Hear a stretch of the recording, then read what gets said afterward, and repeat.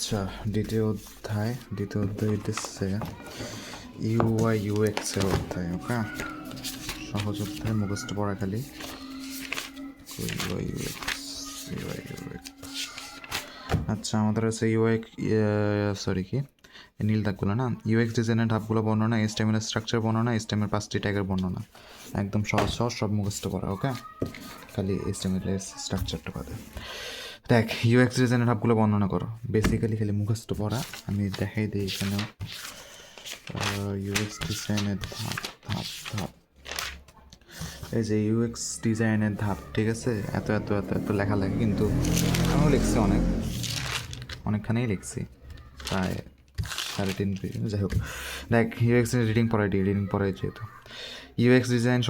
UX শব্দের অর্থ হলো ইউজার এক্সপিরিয়েন্স। ইউএক্স শব্দের অর্থ ইউজার এক্সপিরিয়েন্স বা ব্যবহারকারীর অভিজ্ঞতা। যখন কোনো প্রোডাক্ট, সার্ভিস বা সিস্টেমের ডেভেলপ করার সময় ডেভেলপার ব্যবহারকারীর চাহিদাকে প্রাধান্য দেয়, অর্থাৎ ব্যবহারকারী কীভাবে দ্রুত তার গন্তব্যস্থলে পৌঁছাতে পারে তাকে প্রাধান্য দিয়ে ডিজাইন করে, তখন তাকে ইউএক্স ডিজাইন বলে। অর্থাৎ একটা ওয়েবসাইট বানাইতেছে আমি, একটা ওয়েবসাইটের ভিতর মনে কর একটা ওয়েবসাইটে তোর রেজিস্ট্রেশন করা লাগবে। এখন রেজিস্ট্রেশনেরটা মাঝখানে না রেখে, মানে সহজ করে না রেখে একদম এক কোনায় রাখছি, এটা তো সহজে কেউ দেখতে পারবে না বা সহজে রেজিস্ট্রেশন করতে পারবে না। এই রেজিস্ট্রেশন বাটনটাকে সহজে দেখার জন্য সামনে রাখা এই যে এই প্রসেসটা, হ্যাঁ, একটা ক্লায়েন্ট কীভাবে তাড়াতাড়ি রেজিস্ট্রেশন করতে পারবে বা একটা কাজ সম্পন্ন করতে পারবে, এই ইঞ্জিনিয়ারিংটা বা এই ডেভেলপমেন্টটা বা এই কাজটাকেই ইউএক্স ডিজাইন বলে, ইউজার এক্সপিরিয়েন্স ডিজাইন বলে। ওকে, আশা করি বুঝতে পারছিস, না বুঝলে বলিস। ইউএক্স ডিজাইন মানে সুন্দর করানো ওয়েবসাইট। ইউএক্স ডিজাইন মানে ওয়েবসাইটটাকে প্র্যাকটিক্যাল করা, মানে সহজে ওয়েবসাইট যেটা আমি ইউজ করতে পারি, এটাই হচ্ছে ইউএক্স ডিজাইন। আচ্ছা, তখন তো ইউএক্স ডিজাইন বলা হয়। ইউএক্স ডিজাইন করতে কিছু ধাপ অনুসরণ করতে হয়, যদি সেই ধাপগুলো অনুসরণ না করা হয় তবে কখনোই সম্ভব ইউএক্স ডিজাইন ব্লা সম্পূর্ণ হবে না। ওকে, লেখার পর কোশ্চেন যেটা বড় করা লাগবে, তাই আমরা ইউএক্স ডিজাইন ধাপগুলো বর্ণনা করা হলো। এই কয়টা ধাপ দিয়েই লাগবে, মিস করা যাবে না একটাও। প্রথমে এটা হচ্ছে ইউজার রিসার্চ, মানে ইউজার নিয়ে রিসার্চ করা, সমস্যা চিহ্নিত করা, সমস্যা বের করা, সমস্যা সর্টিং করা বা সমস্যার সমাধান করা। ওয়ারফ্রেম ডিজাইন, তারপর ওয়ারফ্রেম মানে একটা খসড়া বানায় না, খাতার মধ্যে একটা ওয়েবসাইট বানাবো। ধর আমি একটা ওয়েবসাইট বানাবো, এটার একটা ডিজাইন করলাম, এখানে কেমনে কোনখানে কী হবে, এখানে প্লে বাটন, এখানে ভিডিও বাটন, ব্লা ব্লা ব্লা, এগুলো ডিজাইন করা, মানে খাতায় ডিজাইন করে, এটাকে ওয়ারফ্রেম ডিজাইন বলে। প্রোটোটাইপিং বা ইউজিবিলিটি টেস্টিং, মানে একটা ওয়েবসাইট একবারে না বানায়, মানে এক ধাপে পুরো ওয়েবসাইট বানায় ফেলে না কইরা একটা একটা করে পার্ট বানানো, ওই পার্টটাকে ছাড়া, মানে ওই পার্টটাকে মানে ক্লায়েন্টকে দেখানো বা ইউজারকে দেখানো যে হ্যাঁ এটা ঠিক আছে না, এটা ঠিক নেই। তাইলে মানে পার্ট বাই পার্ট যদি ক্লায়েন্টকে দিয়ে দেখায় আমরা ঠিক করি, তাইলে আমাদের ডিজাইনটা অবশ্যই সহজ হবে, তাই না? তারপর ইউজার ইন্টারফেস ডিজাইন, মানে ইউআই ডিজাইন, এটা সবার শেষ ধাপ। ইউজার রিসার্চ, একটি প্রোডাক্ট, সিস্টেম বা সার্ভিস ডিজাইন করার পূর্বে সেই সার্ভিস এর ইউজার সম্পর্কে জানতে হবে। মনে করি আমরা একটি অনলাইন, অনেক উদাহরণ দিয়েছিলাম, সহজ হয় না তাই কেটে দিয়েছি। আমরা একটা online e commerce website design করতে চাচ্ছি। এক্ষেত্রে আমাদের খেয়াল রাখতে হবে আমাদের ক্রেতা কারা। আমাদের ক্রেতা যদি প্রবীণ হয় তাহলে আমাদের ওয়েবসাইটের ডিজাইন হবে এমন যাতে তারা সহজে কোনো কিছু খুঁজে বের করতে পারে। অর্থাৎ মানে আমাদের ওয়েবসাইটের আমরা সেল করতেছি বুড়া মানুষের মাসাজের মেশিন, হ্যাঁ, তো এখানে তো আর মানে আমরা তো বুড়া মানুষ না, যাবে কারা, বয়স্ক মানুষরা। তাই বয়স্ক মানুষরা এমন করা লাগবে যাতে সহজে দেখে আমরা মানে সহজে জিনিসটা অর্ডার করতে পারে, অত বেশি ঘাটাঘাটি না করা লাগে। আর আমরা যদি বায়ার হই, মানে আমরা যদি ইয়াং পাবলিক যদি বায়ার হই, তাহলে কী করা লাগে, তখন মানে যত ইনফরমেশন লাগে সব দেওয়া লাগে, কারণ আমরা তো জানি ওয়েবসাইট কেমনে ঘাটা লাগে, আমরা তো জিনিসটা বুঝি। কিন্তু বয়স্ক মানুষ বা প্রবীণ মানুষটা এগুলো কিন্তু বোঝে না, তারা চায় যত তাড়াতাড়ি মানে যত সহজে জিনিসটা তারা কিনতে পারে। এটাই বোঝানো হয়েছে বেসিক্যালি, মানে আমাদের ক্লায়েন্ট নিয়ে রিসার্চ করা, ইউজার রিসার্চ করা।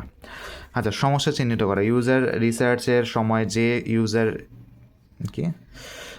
রিসার্চের সময় সেই ইউজার এর মূল সমস্যা কোথায় সেটি আগে নির্ধারণ করতে হবে। মানে একটা বয়স্ক মানুষের জন্য আমরা ওয়েবসাইট বানাইছি, তারা জিনিসটা কিনতে যাচ্ছে, এখন জিনিসটা কিনতে এক জায়গায় তার সমস্যা হইতেছে, সেই সমস্যাটা কোনটা সেটা আমাদের বের করা লাগবে।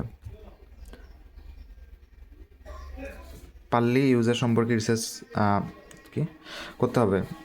ইউজার সম্পর্কে রিসার্চ করার সময় মূল সমস্যাটি জানা অত্যন্ত জরুরি। বেসিক্যালি এক কথা ঘুরে ফিরে লিখছি, মূল সমস্যা জানলে সেটি সমাধান করা অত্যন্ত সহজ হয়ে যায়। বড় বানান নেওয়া কথা ভাই, এগুলো তো এক লাইনের কথা। সমস্যা সর্টিং করা মানে সমস্যার সমাধান করে, ইউজারের সমস্যাগুলো অ্যানালাইসিস করে সেগুলো বিভিন্নভাবে ভাগ করতে হবে। মানে একটা সমস্যা বলছে যে আমি অর্ডার করতে পারতেছি না, এখন এটা আমরা ভাগ করা লাগবে, কেমনে অর্ডার করলে সহজ হয়, কেমনে অর্ডার করলে কী হয়, ওদের কি এখানে অনলাইনে অর্ডার করবো নাকি আমরা কল দিয়ে অর্ডার কনফার্ম করবো, এগুলো ব্লা ব্লা ব্লা ব্লা জিনিসপত্র অনেক কিছু আছে। এত কিছু লেখার দরকার নেই, আমি জাস্ট বোঝানোর জন্য বললাম এটা। তো এখানে এটুকু লিখবি, ইউজারদের সমস্যাগুলো অনলাইন অ্যানালাইসিস করে সেগুলো বিভিন্ন ভাগে ভাগ করতে হবে। এভাবে সমস্যা চিহ্নিত করলে অনেক সমস্যা স্বাভাবিকভাবে সমাধান হয়ে যাবে।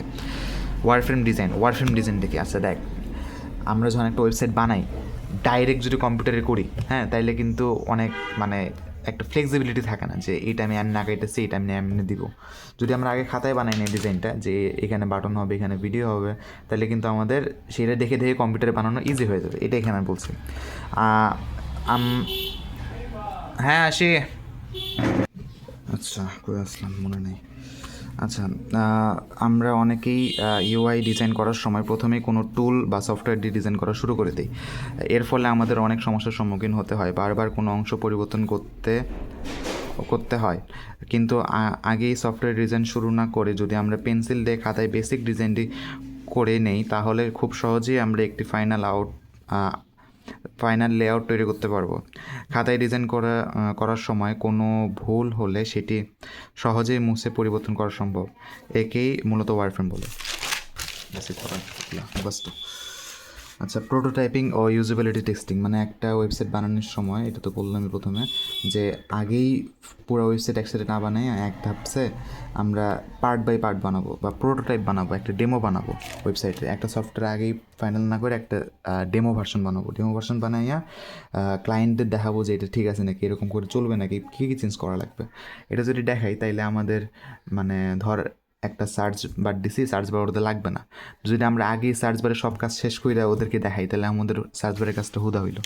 এটাই বলা হয়েছে বেসিক্যালি প্রোটোটাইপিং ও ইউজেবিলিটি টেস্টিং। কোনো ওয়েবসাইট তৈরি করার সময় সেটি কী লিখছি, বাস্তবে দেখতে কেমন হবে, সেটার অ্যানিমেশন কেমন হবে। মানে একটা অ্যানিমেশন বানাই ফেলছি, এখন ক্লায়েন্টের দেখাইছে, ক্লায়েন্টের ভালো লাগতেছে না, তো আমাদের বানানো তো হলে কষ্ট হইলে, এটাই বুঝেছি। অ্যানিমেশন কেমন হবে, কোনো লিঙ্কে ক্লিক করলে কোথায় নিয়ে যাবে, সেগুলোর একটি ডেমো বা প্রোটোটাইপ তৈরি করতে হবে এবং ইউজারের সাথে সেটা শেয়ার করতে হবে। এতে তাদের অভিজ্ঞতা অনুযায়ী সমস্যার সমাধান করতে হবে।